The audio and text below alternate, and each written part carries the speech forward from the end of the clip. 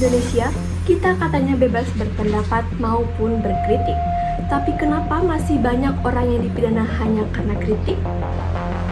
Jadi, sebenarnya kebebasan berpendapat ini benar-benar berlaku atau hanya sekedar dalam teori? Assalamualaikum warahmatullahi wabarakatuh. Shalom, Om Swastiastu, Namo Buddhaya dan salam kebajikan bagi kita semua. Perkenalkan, saya Amanda Sofiata Najwa dengan NIM 205250017, mata kuliah Hukum Pidana kelas A, dengan yang terhormat dosen pengampu Profesor Dr. Hedi Firmansyah SHM Hum MPA. Pada kesempatan kali ini, saya akan menjelaskan mengenai materi kebebasan berekspresi dalam perspektif hukum pidana di Indonesia, serta kaitannya dengan pasal penghinaan presiden dan juga putusan Mahkamah Konstitusi. Nah, pertama-tama saya akan menjelaskan dulu mengenai pengertian apa itu kebebasan berekspresi. Kebebasan berekspresi pada dasarnya merupakan hak fundamental yang dimiliki warga negara Indonesia sebagaimana telah dijamin dalam konstitusi. Dijamin sebagai hak konstitusional, namun dibatasi oleh perlindungan nama baik, ketertiban umum, dan larangan penyebaran berita bohong. Kritik terhadap pemerintah diperbolehkan selama tidak mengandung fitnah atau bertujuan menghasut, dengan aturan ketat mengenai pencemaran nama baik, penghinaan presiden, dan unjuk rasa tanpa pemberitahuan. Indonesia sebagai negara hukum yang demokratis tentunya menjamin kebebasan berpendapat maupun berekspresi bagi setiap warga negaranya. Jaminan tersebut diatur secara eksplisit dalam pasal 28E ayat 2 Undang-Undang Dasar 1945 tentang hak asasi manusia, yang menjamin hak kepada setiap orang untuk menyatakan pikiran, menyatakan sikap sesuai dengan hati nuraninya. Pasal tersebut menegaskan bahwa setiap orang berhak atas kebebasan menyatakan pikiran dan sikap sesuai dengan hati nuraninya. Makna dari kebebasan berpendapat tidak hanya terbatas pada kemampuan untuk berbicara, tetapi juga mencakup hak untuk menyampaikan ide, kritik, serta pandangan terhadap kebijakan publik. Namun, kebebasan tersebut bukanlah kebebasan yang bersifat absolut. Di dalam pasal 28J Undang-Undang 1945 ditegaskan bahwa setiap orang wajib menghormati hak asasi manusia orang lain dalam tertib kehidupan bermasyarakat, berbangsa, dan bernegara. Untuk itu, setiap orang wajib tunduk kepada pembatasan yang ditetapkan dengan undang-undang.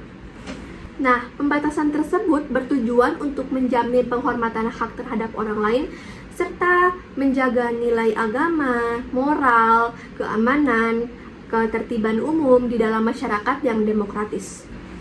Hal ini juga sejalan dengan pasal 19 Konvensi Internasional Hak-Hak Sipil dan Politik atau International Covenant on Civil and Political Rights (ICCPR) yang sudah diratifikasi Indonesia melalui Undang-Undang Nomor 12 Tahun 2005. Dalam ketentuan tersebut dinyatakan bahwa kebebasan berpendapat dapat dibatasi sepanjang diperlukan untuk melindungi kepentingan yang lebih besar, seperti hak orang lain dan juga ketertiban umum.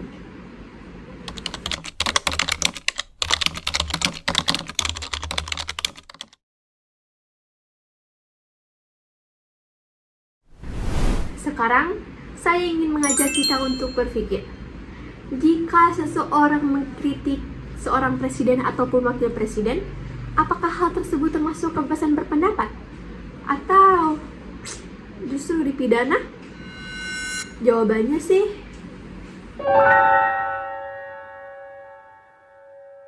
sebenarnya, kritik terhadap presiden pada dasarnya merupakan bagian dari kebebasan berpendapat dalam sistem demokrasi.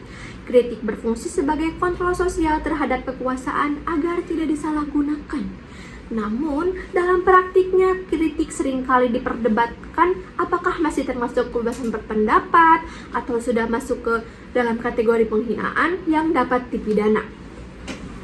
Dalam KUHP baru, batas tersebut kemudian diatur lebih konkret, tepatnya pasal 218 sampai 220. Ketentuan ini mengatur mengenai penyerangan terhadap kehormatan presiden dan atau wakil presiden. Di gambar saya sudah cantumkan mengenai pengertian delik aduan dan juga delik biasa. Nah, di sini saya akan sedikit menjelaskan delik biasa, delik aduan dalam pasal penghinaan presiden. Dalam KUHP lama, ketentuan mengenai penghinaan terhadap presiden bersifat delik biasa. sehingga penegakan hukumnya dapat dilakukan tanpa adanya pengaduan dari pihak yang dirugikan. Misalnya, contohnya kasus dalam pencurian, kasus pembunuhan. Oke, selanjutnya dalam KUHP baru nih, ketentuan tersebut diubah menjadi delik aduan. Delik aduan berarti proses hukum hanya dapat dilakukan apabila terdapat pengaduan langsung dari presiden ataupun wakil presiden atau sebagai pihak yang dirugikan. Nah, begini nih contohnya. Kalau ada orang menghina presiden, kasus itu tidak bisa langsung diproses kecuali presiden sendiri yang mengadu. Oke? Perubahan ini penting. Kenapa? Karena sebelumnya aturan ini dianggap terlalu membatasi kebebasan berpendapat. Maka dengan dijadikan delik aduan, tidak semua kritik otomatis dapat dijadikan pidana.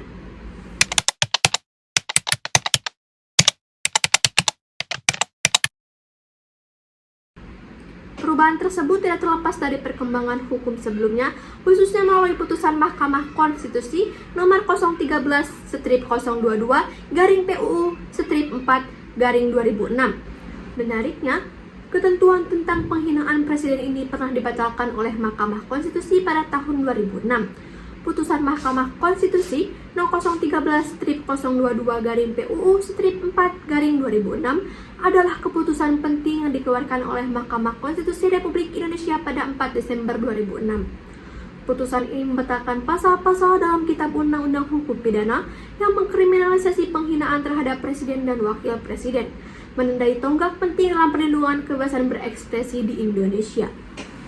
Permohonan ini diajukan karena pasal penghinaan terhadap presiden, yaitu pasal 134, 136 bis, 137 KUHP, dianggap mengancam kebebasan berpendapat dan tidak sesuai dengan semangat demokrasi serta prinsip persamaan di hadapan hukum.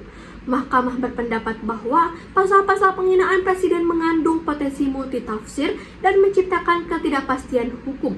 Selain itu, norma tersebut dinilai menghambat hak warga negara untuk menyatakan pikiran dan pendapat sebagaimana dijamin dalam pasal 28E dan 28F Undang-Undang 1945. Namun, pengaturan kembali KUHP baru menunjukkan bahwa negara tetap memandang penting adanya perlindungan penghormatan terhadap kepala negara.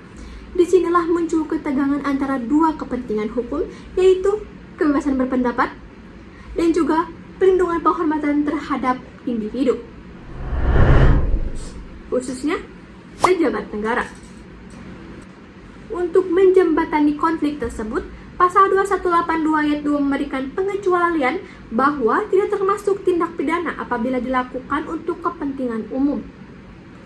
Artinya, kritik terhadap pemerintah selama disampaikan untuk kepentingan publik tetap dilindungi sebagai bagian dari kebebasan berpendapat. Nah, di sini ada frasa kepentingan umum menjadi sangat penting. Kenapa? Karena menjadi dasar untuk membedakan antara kritik dan juga penghinaan. Masalahnya adalah bagaimana membedakan antara kritik dan juga penghinaan? Karena dalam praktiknya hal ini sangat bergantung pada penafsiran.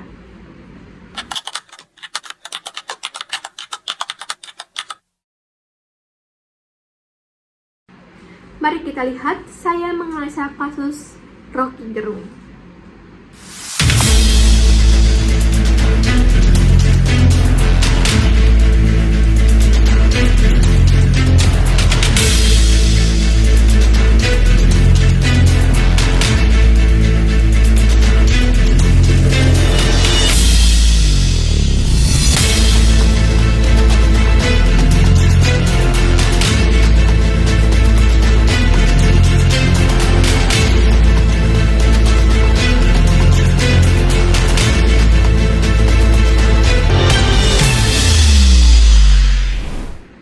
Meskipun kasus ini terjadi sebelum berlakunya KUHP baru, kasus Rocky Gerung tetap relevan sebagai contoh untuk melihat bagaimana batas antara kritik dan penghinaan masih menjadi persoalan yang kemudian diatur kembali dalam KUHP baru. Dalam sebuah pernyataan di forum publik, Rocky Gerung menyampaikan kritik terhadap presiden dengan menggunakan diksi yang kemudian dianggap oleh sebagian pihak sebagai bentuk penghinaan. Pernyataan tersebut kemudian viral di media sosial dan memicu reaksi luas dari masyarakat. Akibatnya, Rocky Gerung dilaporkan ke pihak kepolisian dengan dugaan melakukan penghinaan terhadap presiden. Namun, kasus ini tidak berlanjut hingga putusan pengadilan yang berkekuatan hukum tetap. Jika dikaitkan dengan materi kebebasan berpendapat tadi, kasus ini menunjukkan adanya konflik antara dua kepentingan hukum. Di satu sisi, Pasal 28E ayat 2 Undang-Undang Dasar 1945 menjamin setiap orang untuk menyampaikan pendapatnya.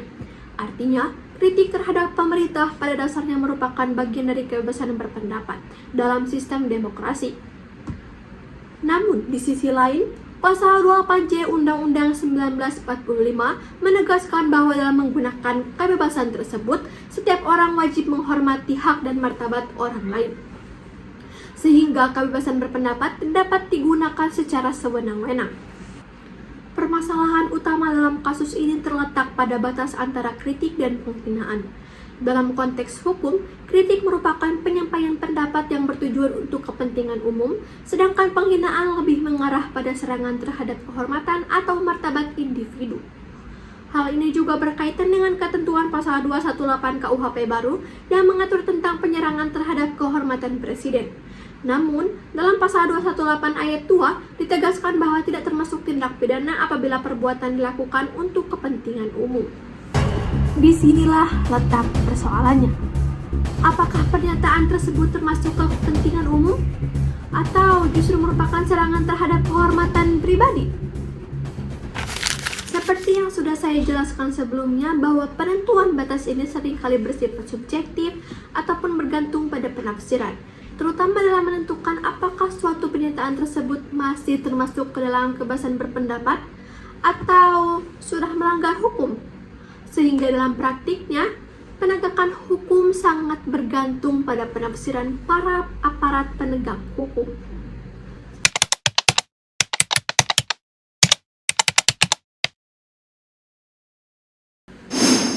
Mari kita masuk ke kesimpulan. Menurut saya, kebebasan berpendapat di Indonesia pada dasarnya sudah dijamin secara kuat dalam konstitusi. Namun dalam praktiknya, kebebasan tersebut masih menghadapi tantangan, terutama dalam hal penafsiran, batas antara kritik dan juga penghinaan. Saya berpendapat bahwa kritik terhadap pemerintah seharusnya dianggap sebagai bagian penting dari demokrasi. Selama kritik tersebut disampaikan untuk kepentingan umum dan juga tidak menyerang secara personal, maka seharusnya hal tersebut dapat dilindungi oleh hukum. Karena tanpa adanya ruang untuk kritik, maka fungsi kontrol masyarakat terhadap kekuasaan justru akan melemah. Jadi, menurut kalian batas antara kritik itu jelas atau masih abu-abu?